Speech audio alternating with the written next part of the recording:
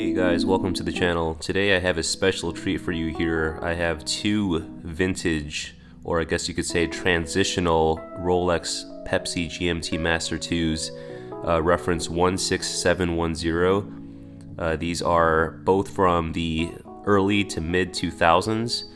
So the one I have here on the left is actually a little bit older. It's from 2001 is when it was manufactured. And the one I have here on the right is from the mid 2000s. I believe it was 2005 or 2006. So at first glance they look identical, but there are some key differences between these two examples, and just some things for you guys to look out for if you are in the market for a transitional reference such as the 16710, which I think is a beautiful piece. I think it really evokes the vintage aesthetic of old school Rolex GMT Pepsi watches, whereas the newest ones, the ceramic versions, are very beautiful in their own right, but I think the older ones really bring that vintage charm into play. So here are some differences between these two. First off, you can see that the older one, and this one was actually kept in better condition if you can't tell right off the bat. I'll try to capture this on camera, but you can see that there's actually a little bit more beveling. Actually a lot more beveling, since this watch has actually remained unpolished. So you'll see that the bevels are intact on the side of the case lugs, whereas the 2005 example, they've been polished off. So the edges of the case lugs are much more rounded on this 2005 example, which is something to consider since, for one, aesthetically it reduces the sort of elegance of the piece, and it makes it a lot less pristine and perfect and original, but for two, it does actually reduce the value of the watch as well. So if you are planning on selling this piece, if you are planning on acquiring it as an investment and plan to sell it down the road, it is something to consider. Collectors often will look for unpolished examples. So you can see the beveling is again intact on the example here on the left, and on the right it's much more rounded out. And another way to kind of tell if the watch has been polished is looking at the bottom side of the lugs. So you'll see that the example on the left here is much sharper, whereas the example on the right is rounded out. And it definitely makes a difference on wrist. I think there are some benefits to polishing as far as comfort goes. You know, the more rounded edges make it slightly more comfortable on wrist, but it's not noticeable enough and not significant enough to where I would choose a polished example versus an unpolished example. Now you can see these bracelets are actually the original bracelets on both of these watches. Since this watch has been polished on the right, it's in very good shape, very good condition, and retains that same level of brushed finishing, but it does not have the same level of factory brushing as the example on the left. This watch, since it has not been polished to my knowledge, retains that level of factory brushing straight from Rolex, and you can see that it is a little bit more refined in its finishing. And then the crown on the clasp, you'll see, is a lot more defined on the example on the left, a lot more crisp, a lot sharper. If you run your finger over it, it feels a lot more texturized versus the example here on the right. One other difference as far as the bracelet goes, if you can see the example here on the right, you see that there's a little bit more of a wobble going on here, and on the example on the left here, it's solid. There's no wiggle, there's no play. And the reason for that is because over time, the pins within the bracelets actually wear down. So they'll actually grind down with use, with activity, with the motion of your wrist. And over time, the pins inside the bracelet will actually wear down and cause this sort of bracelet flex or bracelet rattle, however you want to characterize it. Whereas the previous owner of this example here on the left took very good care of the watch. I think it was an all intents and purposes, a safe queen. Doesn't seem like it's been worn a whole lot. And you can see that there's very little play in the bracelet. This is an example that in the watch collector or watch enthusiast community, we would call this new old stock, which basically means that this watch is an old watch, but the condition of it is so good such that it could qualify as a brand new watch, a factory version of an old watch. So those are just some things to kind of take note of. Alright guys, how could I forget? There's also another thing to look out for, and it's obviously the box and the papers that come with the watch, right? So the one on the left here, this is the newer box. This is kind of a transitional box. And then the one on the right here is the older box, of course, for the 2001 Y serial number. So they all come with different accoutrements. This one has the older style Rolex warranty papers, which will also show the date of purchase and the serial number and the location and the year purchased. And then this is sort of like the older style here. I just have the serial number covered up for privacy reasons. So those are kind of the warranty cards to look out for. You also have to kind of make sure that you get the period correct booklets if you can. This is a factory service booklet.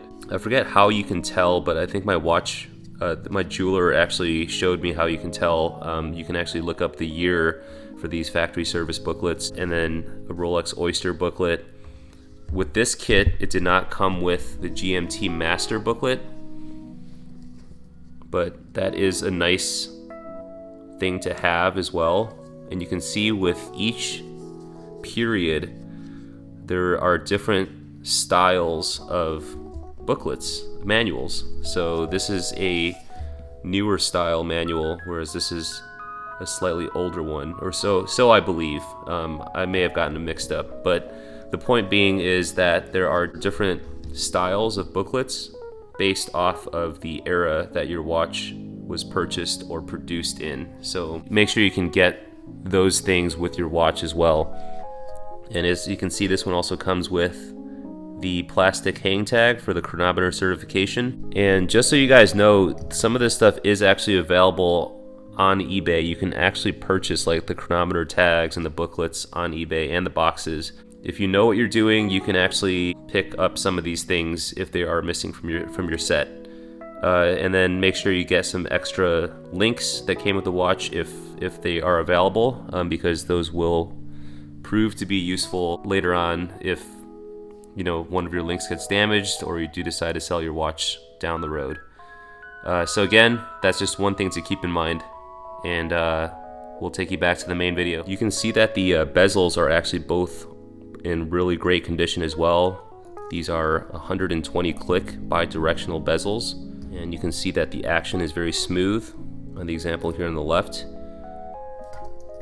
This example on the right, the action is pretty good when you rotate it counterclockwise, but I found that there to be a little bit more resistance on when you rotate it back clockwise. So it's just something to note. If you are purchasing this watch, be sure to let your jeweler know before you walk out the door to correct issues like that. Both sapphire crystals, these both feature twin lock crowns, so they're water resistant to 100 meters. They both feature these oyster lock safety clasps, and the clasp on this well-preserved version is much more sturdy and far less play than what you would see in this less preserved example here on the left.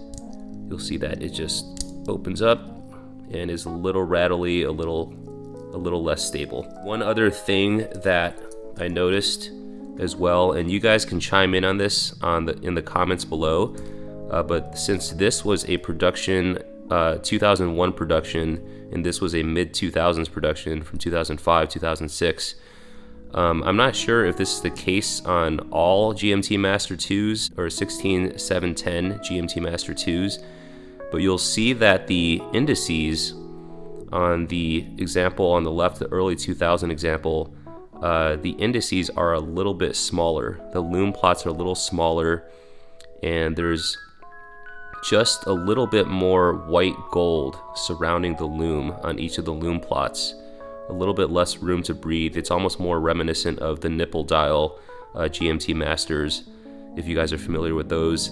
But the example here on the right, the mid-2000s example, this has wider lume plots, and the white gold surrounds around the lume is a little less chunky. It's a little skinnier, which makes the lume plots stand out to a higher degree. So I'm not sure when Rolex rolled out the Z series, which is the one on the right here, if they actually increased the indices, the maxi indices. So if you guys know anything about that, please let me know.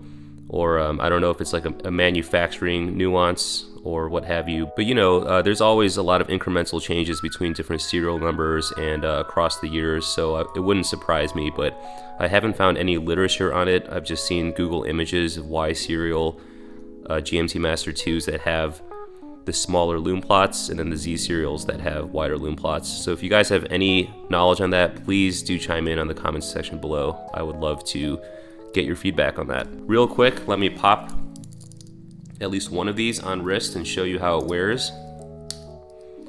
As you guys know, my wrist is 6.5 inches in circumference, and you can see that it wears very light and very comfortably. This has far less weight and far less wrist presence than the maxi case GMT Master-IIs, like on my Batman, for example.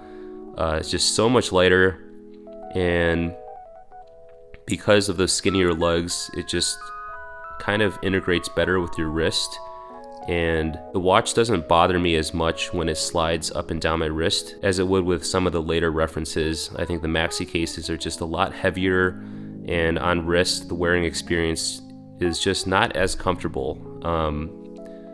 And even though these earlier models don't have the Easy Link or on-the-fly adjustability, I don't believe they actually really need it, because the watch itself is just so light and so very comfortable that the watch stands on its own 2 feet without having to have that on-the-fly adjustability. You can see there's a stamped clasp here versus the milled out clasp in the later generations, and more of a kind of camouflaged clasp.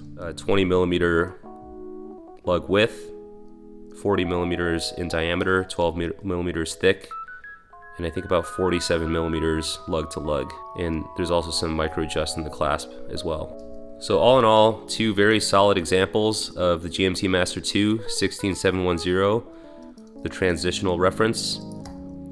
Hopefully this is an informative video. Hopefully you guys learned something about this particular reference and some things to also look out for when you're considering purchasing an older reference.